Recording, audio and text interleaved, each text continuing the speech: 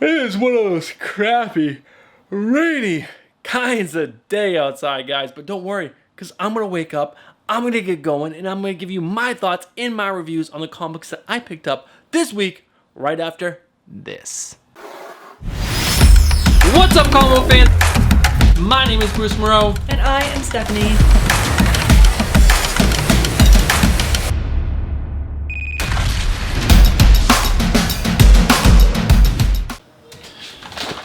What's going on, comic book fans? My name is Bruce Moreau, and welcome to the channel, and welcome to Comic Book Reviews, my weekly series where I give you my thoughts and my reviews of the comic books that I picked up at my local comic book shop, and that is Cosmic Comics and Games out in Baldwin, New York. It's a great little store, and I absolutely love Chuck. Thank you so much for always coming through in the books that I need. And yeah, overall, this was a decent week. I got 12 books to review for you guys. I actually picked up 13, but that 13th issue is Teenage Mutant Ninja Turtles, and I am 3 or 4 issues behind on that, so I can't read that this week. I gotta read those first, you know? But yeah, overall, it was kind of a bummer of a week. There's a lot of hype around a lot of these books, and after reading them, I was kind of like, There just wasn't that oomph, that excitement. I was like, it wasn't like, ah, that was so awesome. No, it was kind of like, okay. But let's not waste any more time. Let's jump into asking you if you are subscribed to the channel. If you're not, hit that subscribe button. Hit that bell notification so that way you are notified each time I upload new content to the channel. And that's usually twice a week, usually early in the week, and then towards the end of the week on a Friday. And also, we go live. And we is Stephanie and I. We go live every single Friday at 10 p.m. Eastern on Comics and Beer. It's a great little show that we drink some beers, and then we review or go over the comic book news for the week, and we do some comic book trivia. And if you win that trivia, you get entries into our end of the month giveaway, and it's always a big, exciting event. We give away some comics signed by some kind of creator, and we have some awesome creators lined up for this month, next month, and the following month. And yeah, it's just a great little show. Make sure you guys stop by, and let's not waste any more of your time, and let's jump into the reviews. My first books up for review are my indie books, and the first book I am going to review is Engine Ward. This is written by Greg Mann and art by Joe Esma, and overall, I really didn't enjoy this book. This is a new issue. This is issue number 1. I felt it was really a slog to get through. They were using a lot of terms because these followed a group of people on different planets. So it's kind of like Star Wars where they use different names for different things.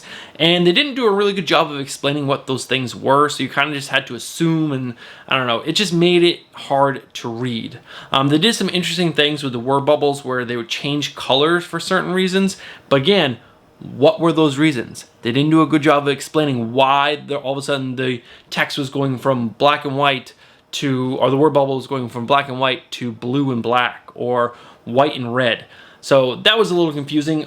This also deals with some Greek gods, of Pisces and Cancer and other different Greek gods, and I guess they are ruling over these people or something. Again, they didn't do a good job of explaining the hierarchy and stuff like that of this book. So overall, I would give this a 4 out of 10. I really didn't enjoy it. It was a really hard read for me. And I read a lot of books, but this was, I don't know, I didn't enjoy it. I was really excited because this was a new number 1 issue from Vault Comics, and you guys know I love my Resident.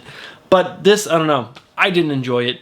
What did you guys think? Let me know down in the comments below. Am I wrong on am I being too harsh on this book? Let me know down in the comments below because, I don't know, I just really didn't enjoy it. But let's jump into the next book. Alright guys, my next book up is Red Mother, number 6. This is written by Jeremy Hahn and art by Danny Luckart. And this continues to be a slow burn and a slow read. It just, not a lot happens in every single issue. I actually read Barikan Comics review on Instagram. He did like rapid fire reviews, just like little short snippets, and what he wrote on his Instagram was absolutely perfect. Yeah, there was just more drinking and more just hanging out with friends. That was pretty much the main thing in this issue. You did find a little bit of twist at the end, but overall, I don't know, this has become a really slow burn to, I don't know what the climax is going to be. Hopefully it's something soon. I'm 6 issues in. I feel like I might want to drop it, but I'm so far in. Do I drop it? I don't know. I think I'm going to keep going. I did really enjoy the first 3 issues, so I hope the energy picks up just like those first couple issues, but we'll see. I would give this a 6 out of 10. It is still pretty enjoyable read, and the art overall is really good. So, I don't know. Are you guys still sticking with this? Are you guys finally dropping this book? Let me know down in the comments.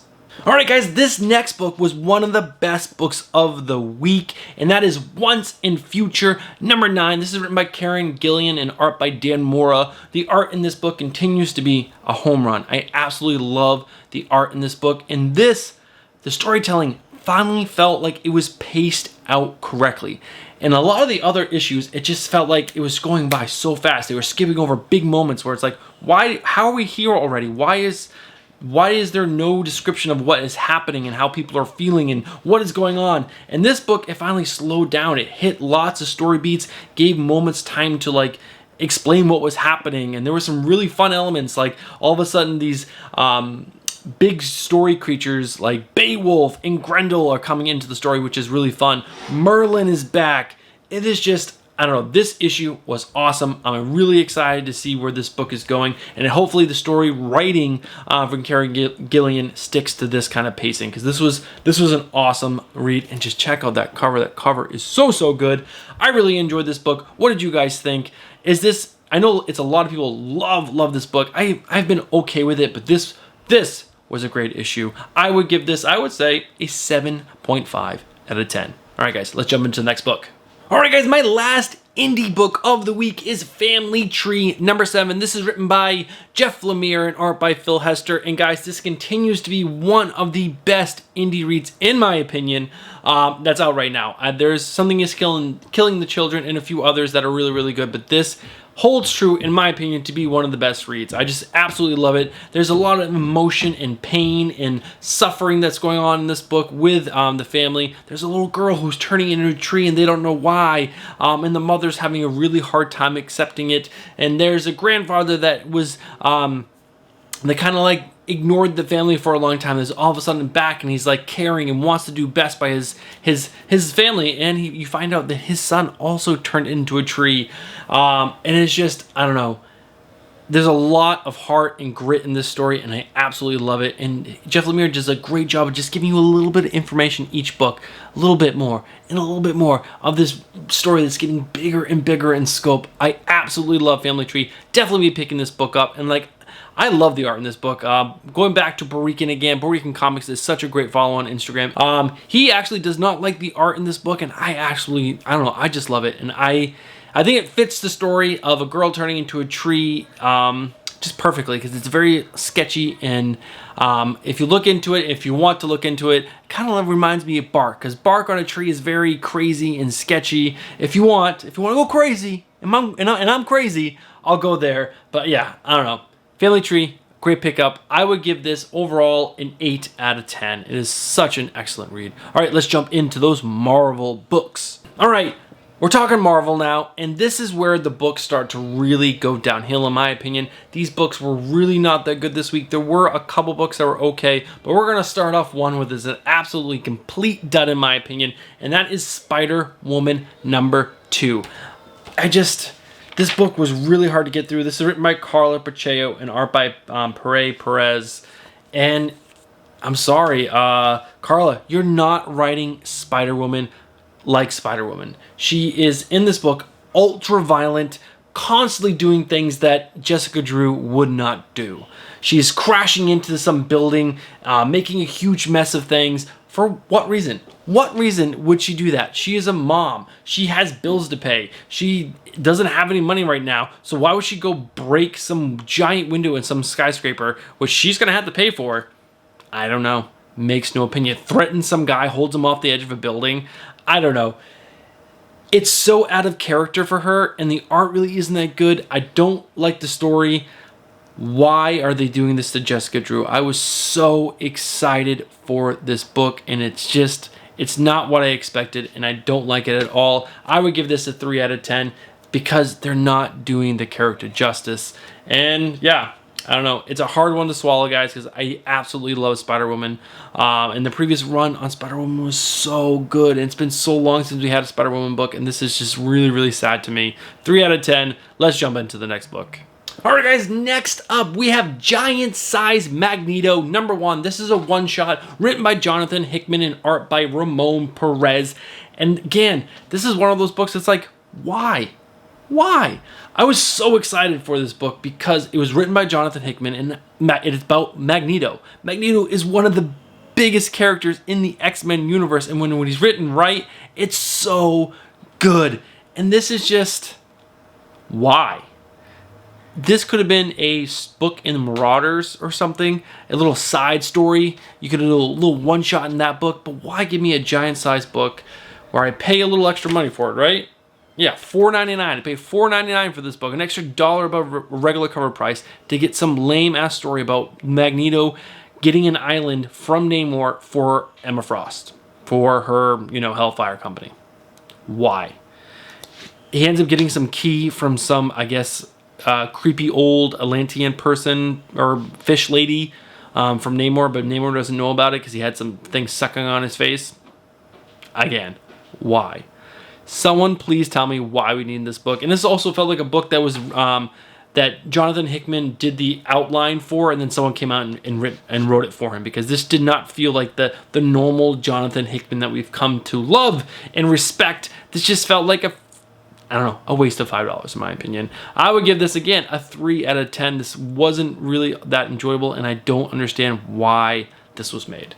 I'm sure there's going to be context for this somewhere in the future, but I don't know. To me, right now, at this moment right now, a waste of $5. All right, let's jump into the next book. All right, guys, we finally have a decent Marvel book to talk about, and that is Avengers #34. This is written by Jason Aaron and art by Javier Garron. But yeah, this overall was a decent book. It's the whole Moon Knight, what is it called? The Age of Khonshu. This is the second issue of this storyline. Moon Knight somehow is super powered up, and he's stealing all the powers from all the Avengers. The only Avengers who have not had their stuff taken from them is Black Panther, Captain Marvel, and Iron Man. So he's super powered up, going around doing things that I guess his moon god is telling him to do. And it turns out it's all because of Mephisto. And I totally forgot that Mephisto had his fingers in the Avengers since the start of Jason Aaron's run. So I am curious to see where that goes, but overall this has been an okay story. It seems like, again, just like in the Jonathan Hickman Giant Size X-Men or Giant Size Magneto, this seems like a Jason Aaron, he wrote the arc where someone else came in and filled in all the dialogue and stuff. It just feels weird overall, but a decent issue. I'm excited to see where the whole child Starbrand thing comes into play.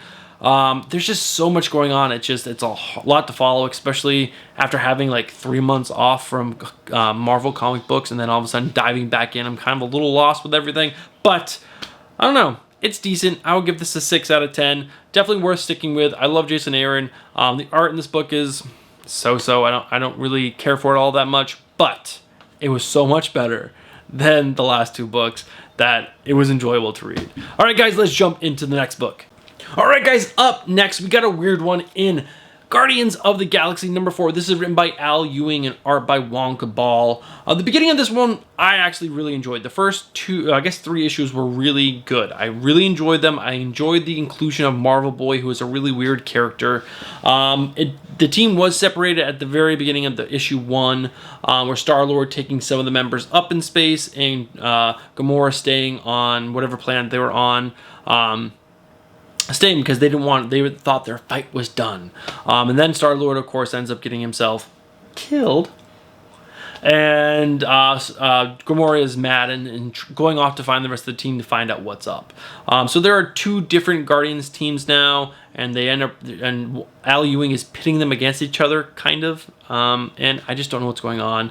It's really kind of confusing in what's actually happening. It's wacky. It's crazy. There's 2 moon dragons.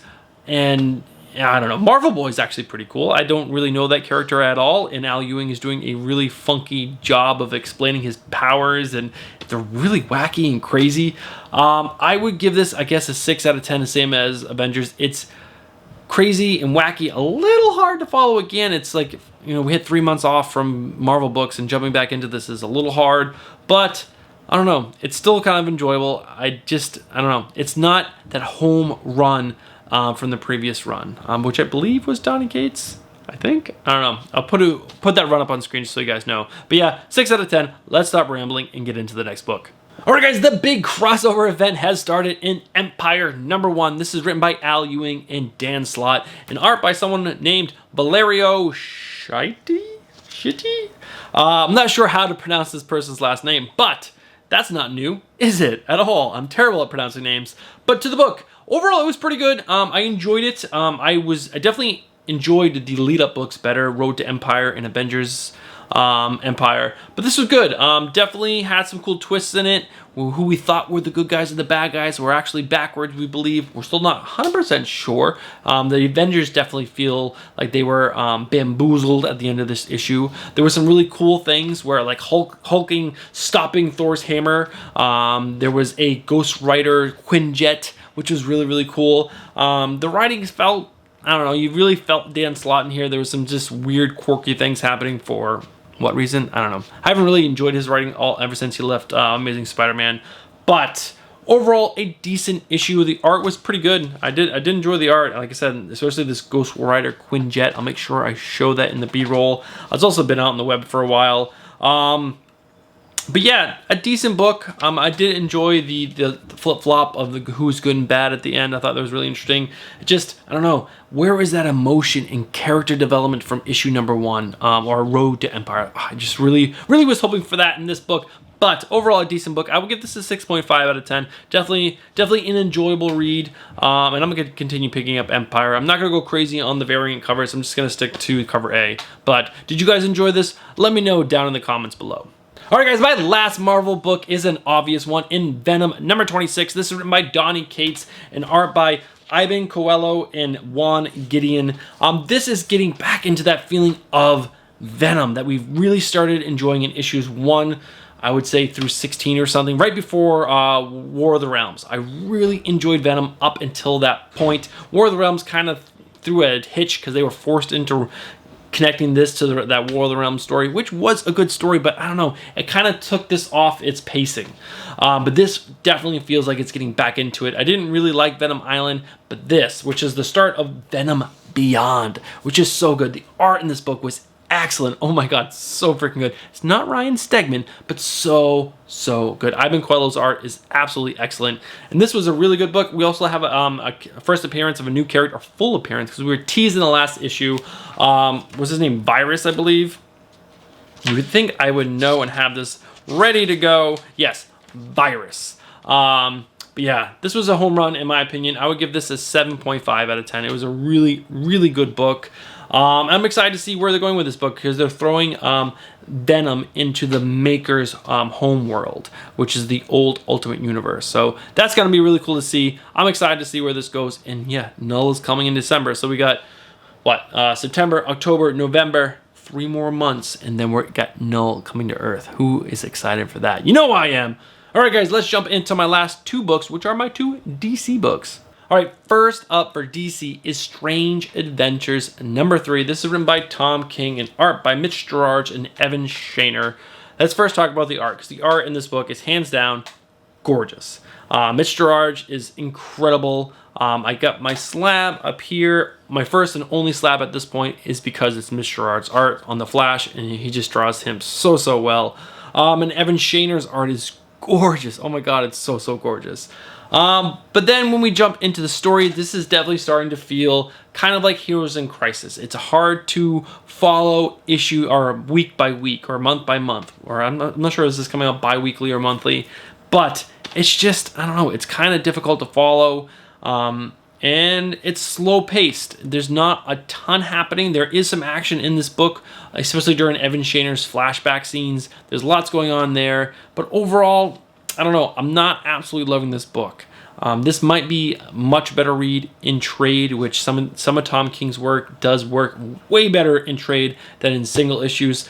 But that can also, I don't know, did you read The Vision? That was great issue to issue. Did you read Miracle Man? That was great issue to issue. For some reason, this one and Heroes in Crisis just, I don't know, they're not reading all that well issue to issue for me. But yeah, there is some really good stuff in this book, like Alana, I believe her name, which is Adam Strange's wife, blowing smoke in Batman's face at the end of this book was so good. So there were good moments. I would give this a 6.5 out of 10. I'm going to obviously read this maxi series throughout. It's a 12-issue maxi series. I'm excited to see where this goes. But did you guys hear that or see that news article where Tom King is going to be writing a Rorschach book? Oh, I can't wait for that. But yeah, 6.5 out of 10. Let's jump into my last book, which you all know what it is. All right, guys, we got my last book of the week, and it was obviously Dark Knight's Death Metal #2. This is written by Scott Snyder and art by Greg Capullo. I'm going to do this review a little different than all the other reviews I think I've ever done. Let's talk about the good, then we'll talk about the bad, and then we'll give this book a rating on those good and bad elements. Let's talk about the good first. And the first good thing about this book, it brought back the Justice Society of America. I love those characters, and they definitely looked older because this book is set in the future, but they are just such great characters that I absolutely love that they're back in this universe. Another thing that I loved, the Wally West, Barry Allen connection going back, and then also Jay Garrett. We get the three Flashes together. Absolutely love that. I also loved the crowning of the Robin King, or I believe that's what they're calling him. I thought that moment was really cool. And those were the really stand-up moments that were absolutely excellent. I also love Jonah Hex. Jonah Hex in this book is actually really good. There was the moment where the Bat Atom gets run over. Another good moment. But let's talk about now the bad things about this book. And that, I would say, this story pacing. Things seems to move really fast in this book. There's a moment where Batman is arguing with Diana about the plan. What is the best plan of action to do? And he's like stern on this. He's like, I don't want to do your plan. My plan is the best. And at the flip of a switch, he's ready to go to the other with Diana's plan. How did that happen? So quickly. He didn't even have an argument of how to explain that his plan was now, or Diana's plan was better. It just happened. So I don't know, that moment right there is probably the worst part of the book for me. His Batman switching so quickly didn't really make sense to me. He normally would have argued that a lot more, in my opinion. It would have been a better story moment for Diana to finally go through the steps and convince him why. Another moment that was a little weird to me was, so the Batman Who Laughs died in the previous book. He's now resurrected in what looks like a Dr. Manhattan body. And then he kills all of the Bruce Waynes. All these amazing Bruce Waynes that were set up in the previous issue are now gone. Gone! Yes, we are left with the Batman Who Laughs Dr. Manhattan edition, but come on, there were so many cool characters that were just wiped off the board completely. And now we're just left with, what was he calling himself? The Darkest Knight, and also the King Robin. I don't know. I didn't really like that. And then there was this last page. What the hell is this? Yes, this book is crazy and kooky, but a giant, what was the name? Voltron Batman, Superman, Wonder Woman bot that was made by the toy maker. I don't know. Overall, this book, I'm sure I'm going to love it because I love Scott Snyder's work. I think all of his stuff is fantastic. It usually builds, it's crazy, it's big, and then there is a good resolution at the end of each book. Greg Capullo's art is absolutely fantastic. That should have been added into the great of this book. The art in this book, front to back, is absolutely freaking fantastic. But there's some of the main bad things were big bad things, wiping out all those really cool Batman. Bruce Wayne, the true Bruce Wayne, switching over, not fighting for what he believes in enough. Those were big points of the book where I was just like, really? Really? Overall, I would give this a 6.5 out of 10. Definitely a letdown in my opinion. The best book of the week was probably Venom. Venom was just a home run of a book. That was so good. Oh yeah, and Family Tree. Those two books were absolutely awesome. 6.5 out of 10. Definitely a good read. you're definitely going to want to pick up this whole series because it is wacky and crazy, and I cannot wait to see where they go with this. But, I don't know. As a standalone issue, definitely kind of a letdown. But that's it, guys. Those are my books for the week. Like I said, it was kind of a weird week. There was so much excitement. We had Dark Knight's Death Metal. We have Strange Adventures. We have Family Tree. We have Once and Future. We have what else? Empire. There was a lot of big excitement around some of these books, and only a few of them delivered. What the hell, y'all? But yeah, that's it from me, guys. Thank you guys so much for tuning in. Let me know what you guys thought about the books. If you guys picked up these same books, let me know if you agree or disagree with what I said. If you disagree, definitely let me know, because I would love to hear your opinion on why the books were good to you. Because, yeah, a lot of these books just sucked. But yeah, that's it. Thank you guys so much for tuning in. Smash that like button on the way out, and I'll see you guys in the next one. Peace!